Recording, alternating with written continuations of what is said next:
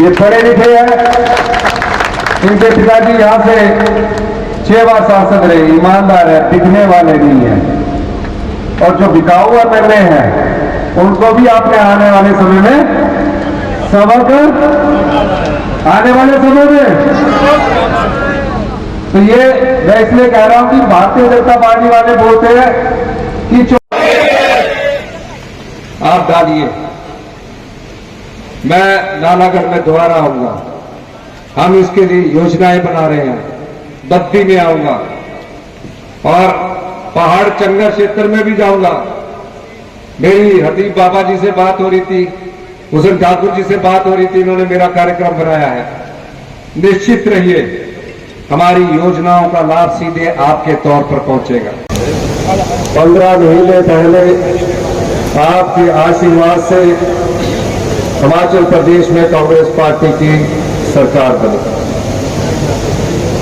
ऐतिहासिक रिज मैदान से शपथ लेते मेरे मन में एक विचार आया कि हिमाचल की राजनीति में 40 साल बाद एक आम परिवार का बेटा, एक किसान का बेटा, जिसने अपना राजनीतिक जीवन 11वीं कक्षा से शुरू किया, हर सीढ़ी दर सीढ़ी चढ़ते हुए यूनिवर्सिटी में पढ़ने के बाद, विधायक 20 साल विधायक रहने के बाद जब मुझे मुख्यमंत्री का पद मिला तो मन में अत्यधिक प्रसन्नता तो थी, लेकिन एक डर मेरे मन में हमेशा रहा कि मैं एक आम परिवार से निकलकर राजनीति की सीढ़ियां चढ़ा है और आम परिवार और गरीब किसान के दर्द को आपने बांटना है।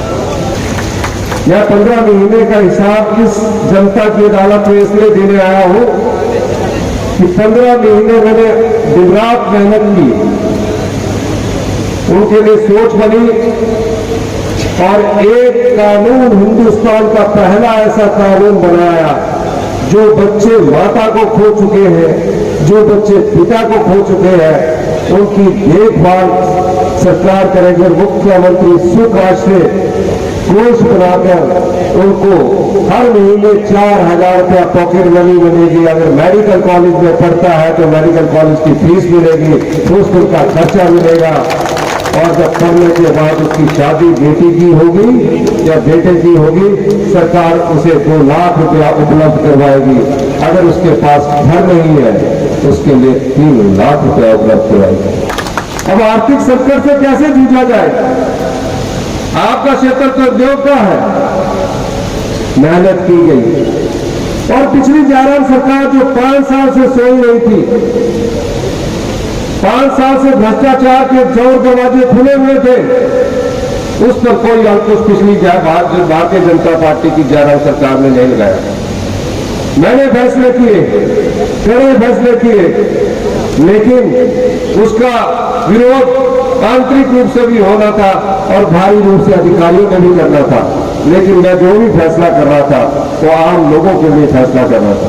धीरे धीरे हम इसमें आगे बढ़े और हमने देखा, क्योंकि मैं कर्मचारी का भी बेटा हूं, हम अपने 1,36,000 कर्मचारी जो सरकारी नौकरी पर लगे हुए हैं, जिन्होंने हिमाचल में विकास की गाथा लिखी है, इनको ओल्ड पेंशन स्कीम से कैसे नवाजा जाए, इस दृष्टि से मैंने सोचना शुरू किया।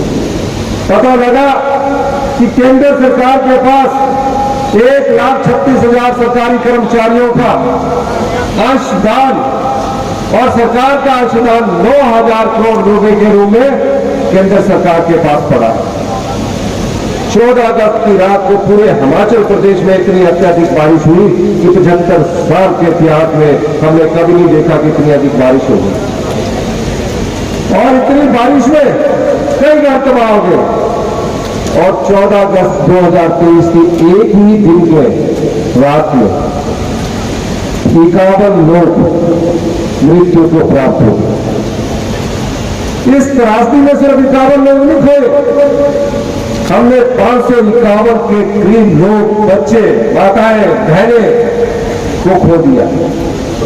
इस लड़ाई को मैं लड़ रहा था, कैबिनेट के मंत्री लड़ रहे थे। भारतीय जनता पार्टी भोग नीति की विधानसभा का सत्र बुलाइए और हम इस सत्र में हम जिस आपदा पर चर्चा करना चाहते हैं। मैं बार बार प्रार्थना कर रहा था, कितने परिवार उजड़ गए, कितनी पशुशालाएं ढह गई, रुकिए हम सत्र बनाएंगे। और हमने उस चुनौती का सामना युद्ध की तरह किया। विडंबना देखिए, विधानसभा का सत्र बनाया गया। विधानसभा के सत्र में आपदा पर चर्चा हुई। 3 दिन तक आपदा पर चर्चा होने के बावजूद, चाहे वो नारागढ़ में आपदा आई, जब प्रस्ताव की बारी आई तो वो उस प्रस्ताव के समर्थन में नहीं खड़े हुए और कहा कि हम आपदा प्रभावित परिवारों के साथ नहीं खड़े होंगे। तो आप मुझे बताइए, फिर इस पर चर्चा क्यों की? 3 दिन आपका पैसा क्यों वेस्ट किया? कांग्रेस पार्टी ने उसको मेजोरिटी से पास किया और मैंने ये अनुरोध किया, माननीय पूर्व मुख्यमंत्री जयराम ठाकुर जी, सभी विधायक के दल, आप मेरे साथ भारत सरकार में चलिए। वो चलने से भी कतराते रहे। मैं देश के प्रधानमंत्री से मिला, मैं देश के गृह मंत्री से अनुरोध किया कि जिस तरह आपने गुजरात में भुज में स्पेशल रिलीफ पैकेज दिया है, उत्तराखंड में स्पेशल रिलीफ पैकेज दिया है, इस बरसात में भारी तबाही हुई, कृपया करके आप हमारी मदद कीजिए। और इस क्षेत्र से जो चुनकर संसद सदस्य सुरेश कश्यप जी थे, उनकी तो हिम्मत ये भी नहीं पड़ी कि एक चिट्ठी लिखकर गृह मंत्री अमित शाह जी को बोलते कि हिमाचल में इतिहास की सबसे बड़ी त्रासदी हुई है, कृपया करके इनकी मदद कीजिए। कोई चिट्ठी तक नहीं लिखी उन्होंने। आप सुरेश कश्यप जी जब आए, आपके बोर्ड से चुनकर वो सांसद बने हैं, उनसे पूछा जाना चाहिए, नालागढ़ में भी कई घर तबाह हो गए, कई सड़कें टूट गई, आप कहां थे? आपने क्यों नहीं एक पत्र, आपकी सरकार की आपने एक पत्र लिखकर ये पूछते?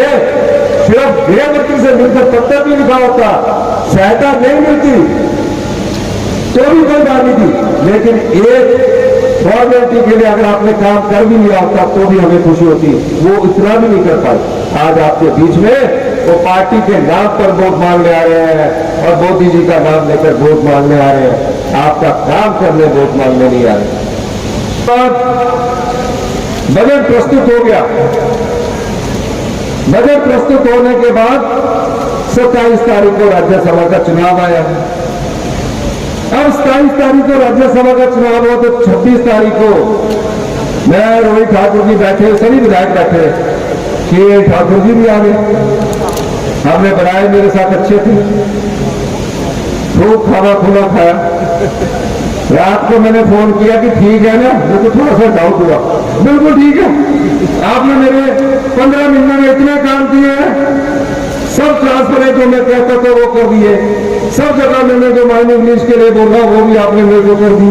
मैंने बोला माइनिंग लीज का तो नहीं मेरे से फोन करा, तो सरकार में आपका समर्थन मैं खुद ही करवा लेता हूँ। कहते ठीक है, मैंने बोला अच्छी बात है।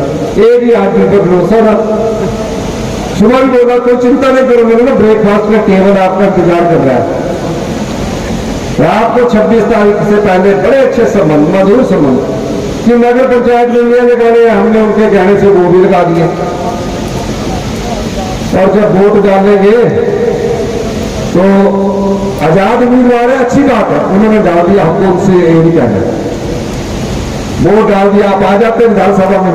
इतने मैंने आपके काम किए, आम जनता का बजट था उसमें वोट डालते, पता लगा कि वोट डालने के बाद वो तो आजाद थे, उनको किसने क्या कहना है? वो यहाँ कोई पंचकूला में हॉलीडे इन होटल है, पता किया कि वो कुछ किस्त रह गई है, उनको देने गई है, नहीं ललित मेरी दे। फिर 28 तारीख को बजट चला हुआ था, सब लोग ये कह रहे थे कि अब सरकार गई। हमने बोला भी, अब लोग कह रहे तो मैंने उस पर प्रॉपर नहीं किया। मैंने कहा सबसे पहले इस बजट को पास करवाना है, हमारी रणनीति बनी।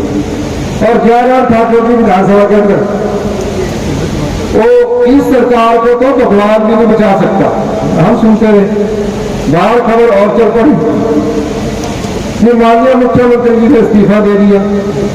मैंने कहा मैं क्यों इस्तीफा दूंगा, मेरे पास मेजॉरिटी है, मैं एक योद्धा हूं, मैं क्यों इस्तीफा दूंगा, मैं फ्लोर ऑफ के हाउस में अपना समर्थन, अपना बजट पास करवाऊंगा। बजट रखा गया, हमने सोचा ये 3 तो आ ही जाएंगे, 6 भी आ जाएंगे, क्योंकि सवेरे हेलीकॉप्टर 1 आया, 2 आया, ऐसे लगा जैसे इमरजेंसी लगी है विधानसभा के बाहर। पूरे भारतीय जनता पार्टी के लोग, जयराम ठाकुर जी ने अपने सराज से सारे लोग बुला लिए। हम बजट की तैयारी कर रहे थे और जब सीआरपीएफ ने आकर, ऐसा कभी नहीं हुआ, प्रदेश के आंतरिक मामले में पुलिस वालों को धक्का देकर विधानसभा का गेट तोड़ा और ऊपर आए, तो रोहित ठाकुर जी ने कहा उनसे कि भैया बजट है आम आदमियों का, पास करिए। हर्षवर्धन चौहान जी हमारे पार्लियामेंट मिनिस्टर, मैंने कहा 6 से वाली बात करो, कुछ बातचीत, अगर कोई बात हुई है तो उसमें हम आगे बढ़ते हैं। कहते जी हम आगे, हमने सोचा बजट में जब बैठेंगे वोटिंग तो करनी ही पड़ेगी। 3 आजाद भी थे, ठाकुर जी भी थे, उनको तो कुछ नहीं होना था, पर 6 थे। जब मैंने बजट प्रस्तुत किया तो फटाफट पिछले गेट से भागे और हेलीकॉप्टर अनाडेल में बैठ गए। फिर हेलीकॉप्टर हमारे ऊपर से गया, विधानसभा के ऊपर से के ठाकुर जी आते रहे हैं। मैंने हमारे को कहा को बाय बाय कर रहे हैं, आप तो आजाद हो। अब के ठाकुर जी हेलीकॉप्टर से हाथ उठा रहे हैं। अब आप एक बात उनसे जरूर पूछो,